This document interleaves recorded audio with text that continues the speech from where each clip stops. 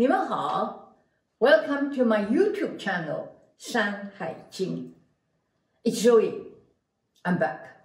Zhou, my last name, Yi, my first. Today's topic is History of Shanghai, Part 5. Social customs in Old Shanghai of the 30s and 40s.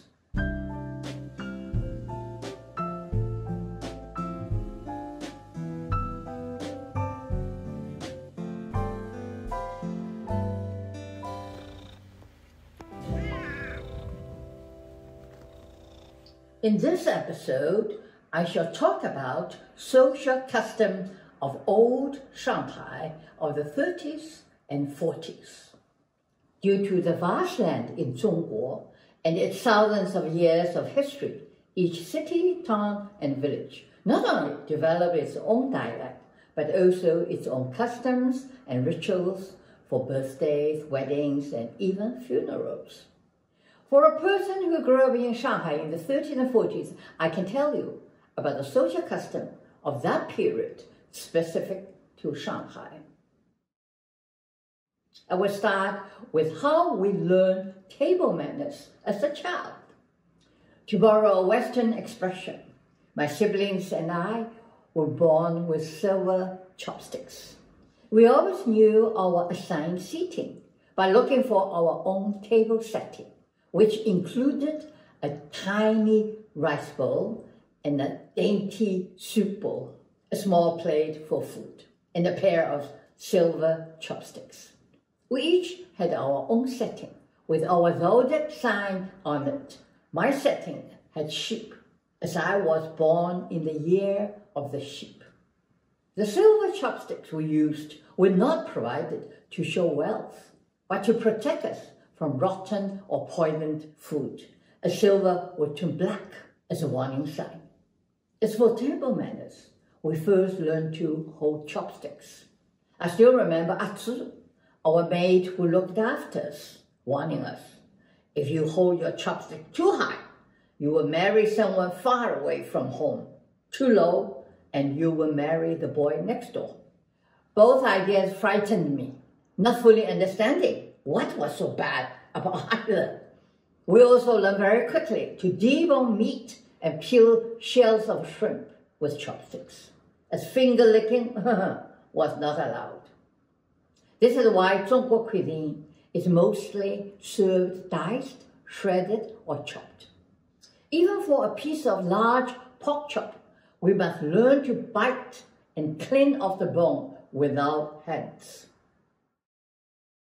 When I was growing up in the 30s, a birthday feast was commonly celebrated with 2 gigantic red candles with gold inscriptions of birthday greetings at the center of the altar. Alongside the 2-foot-tall brass candlesticks were rows of dry noodles and glutinous cakes, one kidney-shaped, the other in the shape of a peach, both piled high in red wooden platters. Equivalent to the birthday cake in the West, we celebrated birthdays with Changchou Mian, longevity noodle soup. Every household had its own version. Ours was served with finely diced pork, steamed egg, fresh bamboo shoots, and bingku cakes, and topped with 2 huge shrimps with their antenna peeking out of the bowl. The long noodles and the long antenna signified longevity. It was essential not to cut them. The birthday celebration for the elderly, which was anyone over 60, could last for 3 days. The first day was the day before the birthday, and this event would be hosted by the married daughter or daughters who held a banquet to show their piety to their parents. In the event of a grand feast, there were professionals or amateur performances. Customarily, the amateur performances were given by the children and relatives. On my grandmother's 70th birthday, my elder sister Cai Zhao performed on stage. As a miniature skill playing tricks on her home tutor. She was then 7 years old. She was showered with many dolls for her performance, as you can see in her photo. On grandmother's 90th birthday, my mother and I and our cousins all went on stage. I wore a long qipao and high heels, with the heels in the middle of the sole, as Beizhan Gongzhu, Princess Danzhan. I had to learn to walk in them. Look at the heel on my shoe in this photo. My mother, at the age of 51, played a woman warrior, Mu Guiyin, in a fight scene with her brother, who played the man she captured and later married. Regrettably, in this modern world, old customs have died out, and not many of us have the time or the financial situation to be so elaborate. For entertainment, no feast could be carried out without gambling. Paijiu was a high-stake game, with guests either betting or watching. Mahjong was the most popular game for women, with 4 players at the table, a time for challenge and chatting. In the 40s, aside from the traditional mahjong playing style, the society ladies came up with a new version that added 8 jokers to the 136 tiles, enabling the game to be expanded with unlimited tables to win. A table is how you calculate the winning score in mahjong.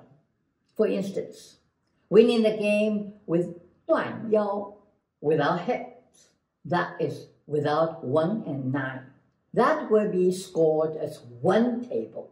Or winning the game with 2 tables by winning with 一条龙, a dragon, a sequence from 1 to 9 in the same suit. The new version was named 无奇不有, the unlimited style. Besides poker and showhand, another card game named Russian poker became very popular in the 40s. I'm not sure if this game was really from Russia or not.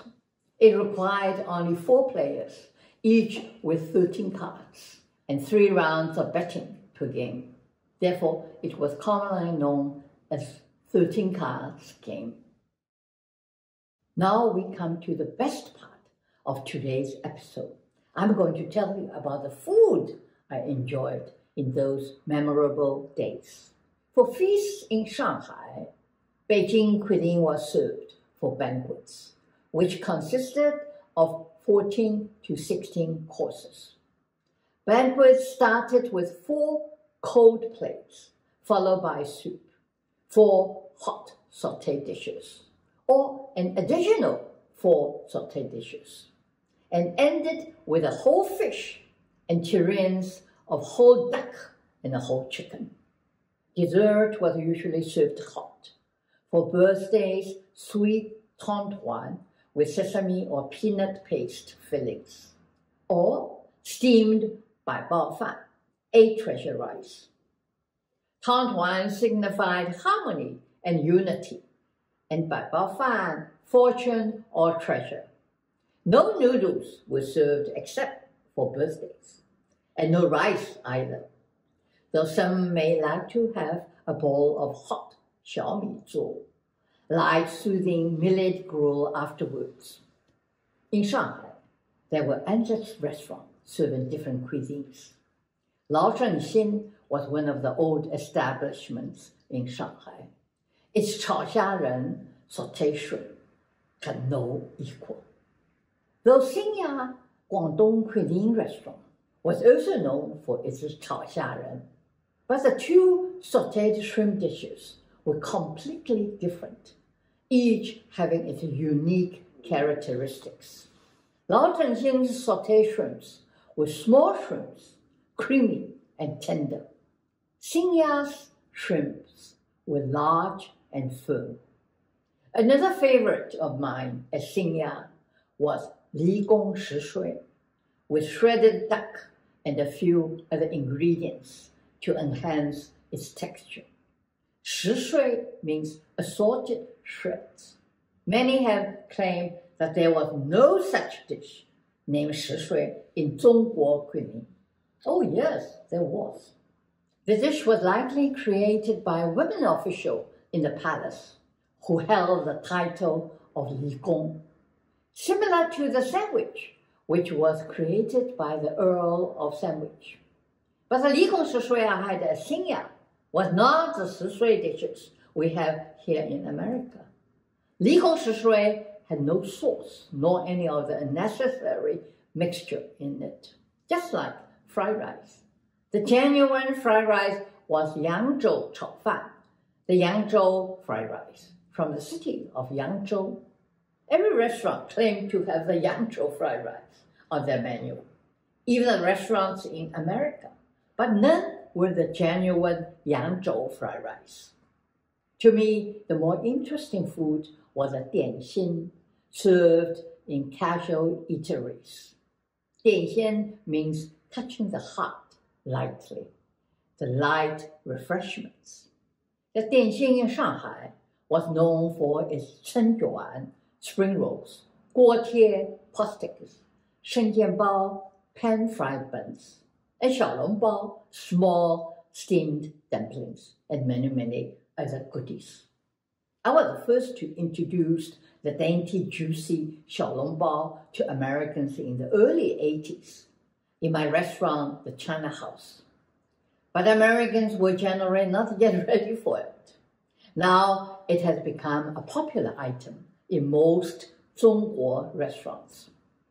To name a few renowned specialties of eateries in Shanghai, there were Changlang Ting's 葱油面, green onion oil noodle soup, Huang Jiashe's 粽子, glutinous rice in wrapping with pork and red bean paste, and 369, 369, 面筋百亿, gluten and beancurd knots, all unforgettable favorites of mine.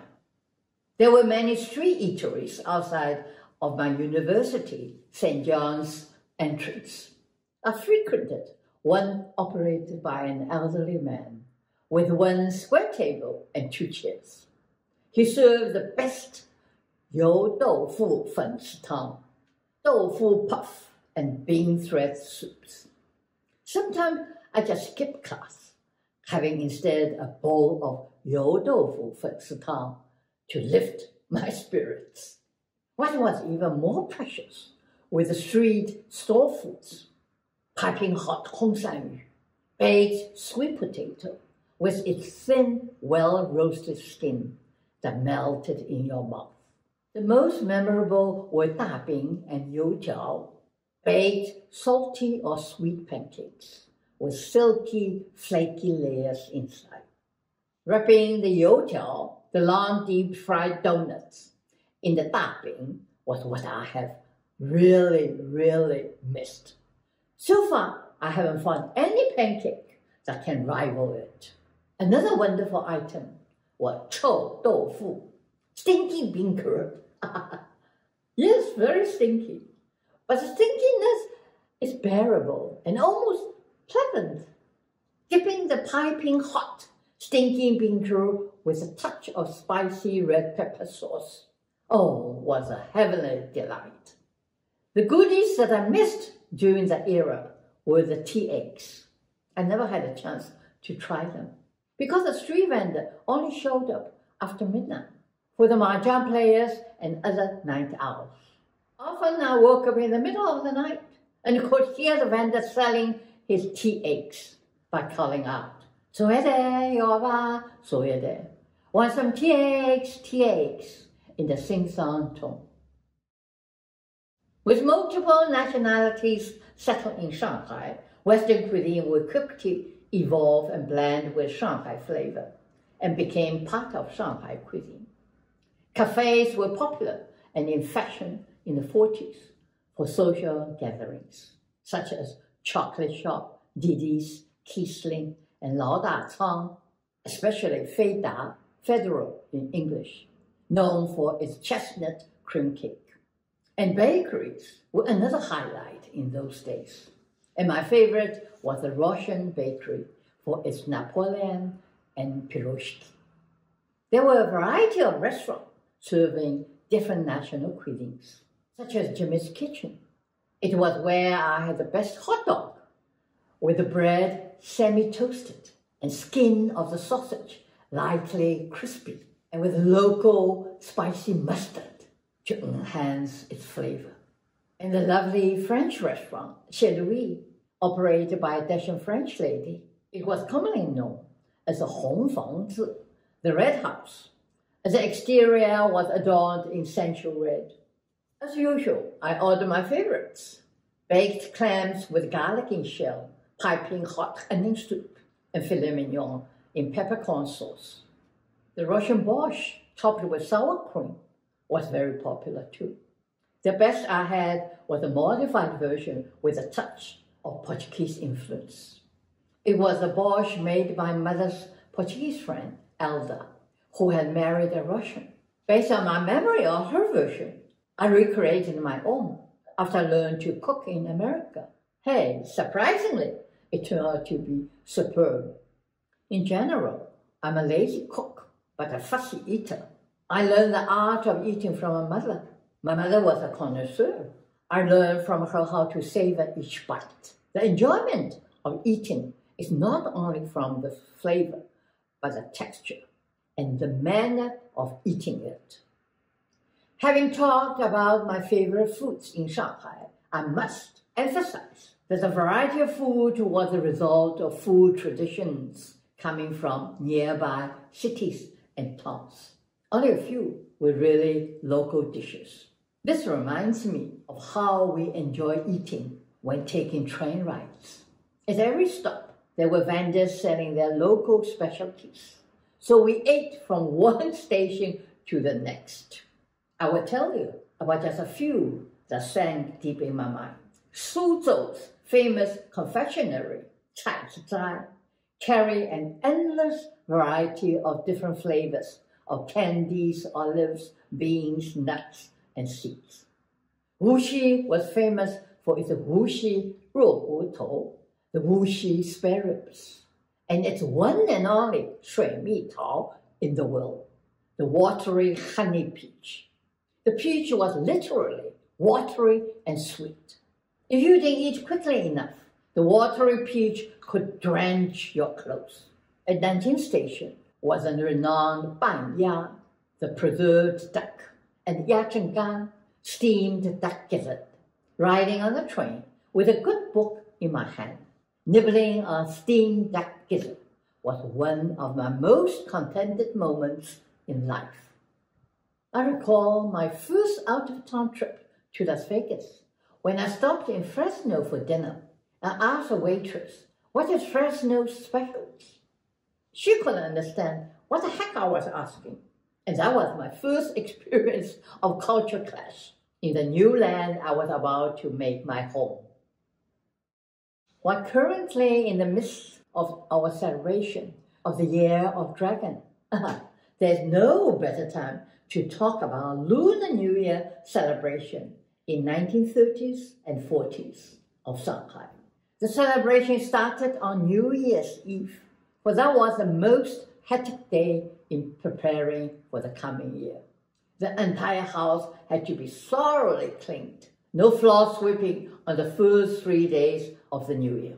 Men had a haircut. Children were scrubbed clean, ready for the new clothes and new shoes the next day. Till this day, I still have the habit of starting the new year with a pair of new red slippers, because that's the first moment touching the ground to start a new day of the new year. To welcome the new year, all lights were turned on, along with the 2 gigantic candles with gold scripture lit throughout the night till the next day. The New Year's Eve dinners were memorable. It was the most significant dinner of the year for family reunion. For our family, besides numerous dishes for the special occasion, 火锅, a fire pot, was served with many ingredients in it.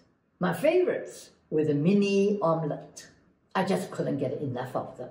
We were told to leave some rice and fruit in our bowls to signify 年年有余, always having balance for the coming years. Late in the night, a few hours before the New Year, we were packed into our car, cruising around Shanghai by following the direction of the next year's feng shui. After that was the flower market. The narcissus, plum blossom, and winter sweet were in high demand.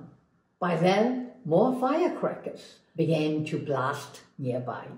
For us children, that was the only night we were allowed to stay up after midnight to welcome the New Year. And that was the night we were allowed to play dice games. When it was time to bed, we would find a big 红凤袋, the red envelope, inside our pillowcase. It was known as 压岁钱 for us to sleep over it throughout the 15 days of New Year, a token to safeguard us. Amidst all the joyful anticipation of a prosperous New Year, the year-end was also a time to pay off all bills and clear debts. For the unfortunate ones, facing this unbearable pressure and shame ended in tragic suicides. New Year's Day was to visit and pay respect to the elderly, the benefactors, and anyone whom you felt obligated to pay a favor or to show your gratitude. Every house will present a 果盘 filled with colorfully wrapped candies. It was a time to wish guests all the good fortune and happiness with poetic verses of good wishes and greetings, serving the same function as Christmas cards in the West. In Shanghai, the guests were offered a petite bowl of sweet 莲心, the lotus seed soup, as 莲心 sounds the same as connecting the hearts. The 红凤袋 is part of the New Year celebration ritual, which serves two purposes. One is for the young, and the other is as tips for servants by leaving it on 果盘 during each house visit. Among friends is a joyful greeting of 恭喜发财, wishing prosperity with good fortune. To the young, the grown-ups would wish them 长命百岁, 100 years long life, 聪明智慧, intelligence with wisdom. As years went by, with Shanghai's money-oriented culture, following the spiraling inflation rate of the time, the 红凤袋 became very costly. A common lie began circulating among all the parents. They took their children's koto money and told them that they would invest it for them, but the children never heard about it again. I bet all the kids, now grown, are like me and have never forgotten their lives. Well, it's time for me to stop.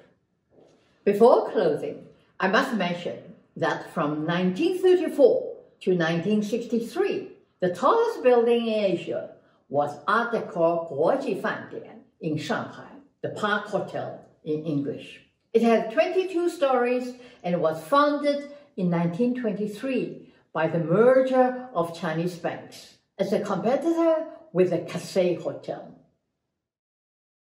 And in the next episode, now, I shall talk about the dark side of Shanghai's underworld and bits of childhood memories and my homesickness for the old Shanghai. Remember to tune in for part 6 of the history of Shanghai. Thank you again for listening. 恭喜发财, 龙年吉祥, wishing you prosperity with great fortune and the best of luck in the year of the dragon. Take care, 保重.